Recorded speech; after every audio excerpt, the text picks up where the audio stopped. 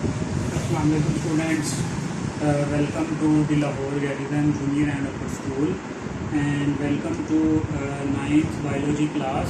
बेटा 9th biology में हमने जो चैप्टर नंबर 6 है एंजाइम के बारे में वो शुरू किया हुआ है और लास्ट टाइम बेटा हमने उसके जो करैक्टर्स थे एंजाइम के वो डिस्कस किए थे। आज के लेक्चर में बेटा जो हम एंजाइम के डिफरेंट यूजेज हैं उनको डिस्कस करने की कोशिश करेंगे। तो बेटा एंजाइम जो है वो आपके पास जो डिफरेंट इंडस्ट्रीज़ हैं उन सब में यूज़ होते हैं। लाइक आप देखें आपकी जो फूड इंडस्ट्री है उसमें भी जो एंजाइम्स हैं वो यूज़ होते हैं। जो आपकी ब्रीविंग इंडस्ट्री है, ठीक है, जिसमें आपके पास डिफरेंट तरह के जो मशरूबात बनते हैं, ठीक है, वहाँ पे भी ये जो आपके पास एंजाइम्स हैं ये बहुत इंपॉर्टेंट रोल प्ले करते हैं। इसी तरह से आपके पास पेपर इंडस्ट्री है, उसमें भी और जो डिफरेंट बायोलॉजिकल डिटर्जेंट्स हैं वो भी एज आ एंजाइम क्या करते हैं, वर्क करते हैं। सो बेटा जो एंजाइम्स हैं वो हमारे पास उसकी इम्पोर्टेंस जो है वो बहुत ज़्यादा है। तो चलें डिस्कस करते हैं इनको। सबसे पहले uses of enzyme paper point of view से बेटा ये शॉर्ट क्वेश्चन और लॉन्ग क्वेश्चन दोनों के लिए इम्पोर्टेंट है। यूजेज ऑफ अक्सर पेपर में एज अ लॉन्ग क्वेश्चन ये आ जाता है, write a detail note on the uses of enzyme. तो छोटा सा क्वेश्चन है तो मुश्किल ज़रा नहीं है, सिंपल है, तो बेटा इसे हम डिस्कस करते हैं। तो आप enzymes are extensively used in different industries for fast chemical reaction. पहली बात तो आपको पता होना चाहिए कि जो हम एंजाइम्स हैं उनको यूज़ क्यों करते हैं। Obviously enzymes are used in many industries किसके लिए? For fast chemical reaction, for fast chemical reactions. ठीक हो गया। अब आते हैं वन बाय वन उन इंडस्ट्रीज की तरफ कि सबसे पहले जो इंडस्ट्री है हमारे पास वो है फूड इंडस्ट्री। ठीक है, सबसे पहली इंडस्ट्री है बेटा आपके पास वो कौन सी है? वो है फूड इंडस्ट्री। अब फूड इंडस्ट्री में जो डिफरेंट तरह के आपके पास फूड्स बनती हैं उनको बनाने में, उनको जल्दी प्रिपेयर करने में जो एंजाइम है वो क्या करते हैं, अपना इम्पोर्टेंट रोल प्ले करते हैं। जैसे कि बेटा enzymes that break starch into simple sugar. ठीक है, पहले आते हैं हम एंजाइम्स दैट ब्रेक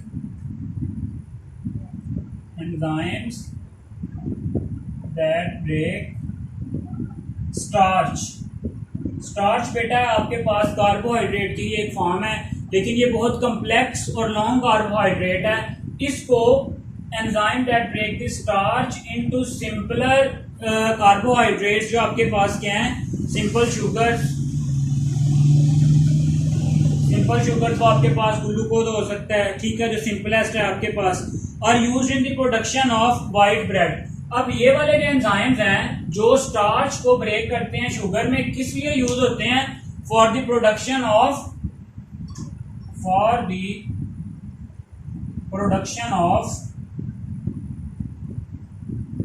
किसकी पहली है कि आपके पास व्हाइट ब्रेड।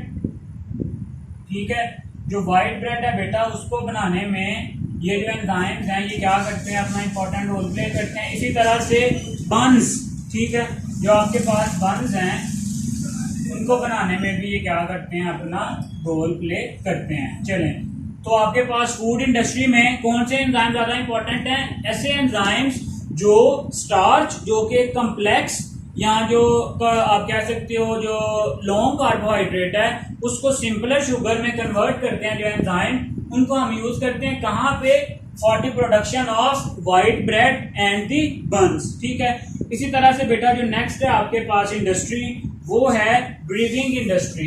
कौन सी इंडस्ट्री? ब्रीविंग इंडस्ट्री से मुराद है बेटा ऐसी इंडस्ट्री जिसमें डिफरेंट तरह के जो मशरूबात हैं, जो पीने वाली चीजें हैं वो बनाई जाती हैं। ठीक है, ब्रीविंग इंडस्ट्री। चलें, अब इसमें कौन से एंजाइम्स हैं वो अपना रोल प्ले करेंगे। ठीक है, इसमें भी enzymes break starch and protein. वो हम पीछे देख के आए हैं, यहाँ पे क्या एंजाइम्स जो हैं वो स्टार्च को ब्रेक करके सिंपलर शुगर्स में ले जाते हैं। इसी तरह से जो प्रोटीन्स हैं, प्रोटीएजेस डिफरेंट एंजाइम्स हैं जो प्रोटीन्स की भी क्या करते हैं, ब्रेक डाउन करते हैं। फिर ये जो इनसे ब्रेक डाउन से जो प्रोडक्ट्स बनती हैं वो जो प्रोडक्ट्स हैं वो यूज करवाई जाती हैं यीस्ट से, ठीक है, फॉर द फर्मेंटेशन। तो यहाँ पे बेटा पहली बात आ गई आपके पास, एंजाइम क्या करते हैं, एंजाइम ब्रेक्स किस किस को, starch and protein. Enzyme starch को भी तोड़ देते हैं और जो आपके पास प्रोटीन है उसकी भी ब्रेकडाउन कर देते हैं। उसके बाद ये जो इनकी ब्रेकडाउन से प्रोडक्ट्स बनेंगी, दीज प्रोडक्ट्स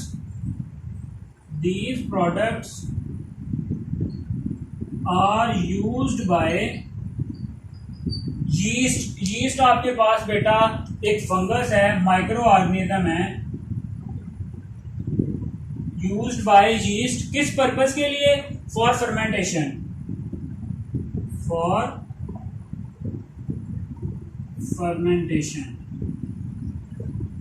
फर्मेंटेशन बेटा आपके पास जो incomplete breakdown of glucose in the presence in the absence of oxygen is called as fermentation. ठीक है, अब ये जो फर्मेंटेशन है इससे क्या बनता है आपके पास, टू प्रोड्यूस अल्कोहल।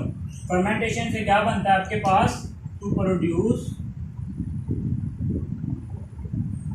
अल्कोहल, मतलब शराब बनाने के लिए, वाइन बनाने के लिए, ठीक है, ये सारे का सारा जो प्रोसेस होता है उसको हम क्या कहते हैं, फर्मेंटेशन। तो पहला था आपके पास फूड इंडस्ट्री, दूसरा आ गया आपके पास ड्रिपिंग इंडस्ट्री। इसमें हमने देखा कि हमारे पास डिफरेंट तरह के एंजाइम्स हैं जो प्रोटीन्स की और स्टार्च की क्या कर देते हैं, ब्रेकडाउन करते हैं। वो ब्रेकडाउन से जो प्रोडक्ट्स आती हैं वो फिर यूटिलाइज करवाते हैं हम किससे, माइक्रो ऑर्गेनिज्म यीस्ट से। वो क्या करता है, इसकी फर्मेंटेशन करवाता है इन प्रोडक्ट्स की। फर्मेंटेशन से क्या मुराद है, incomplete breakdown of glucose in the absence of oxygen. ठीक है, और उससे हमारे पास डिफरेंट तरह के मशरूबात हैं, अल्कोहल है, वाइन है, वो सारे वहां से क्या होते हैं, प्रिपेयर होते हैं। चलें, नेक्स्ट है बेटा आपके पास पेपर इंडस्ट्री। नेक्स्ट जो इंडस्ट्री यहाँ पे मेंशन की गई है, थर्ड वन, वो है पेपर इंडस्ट्री।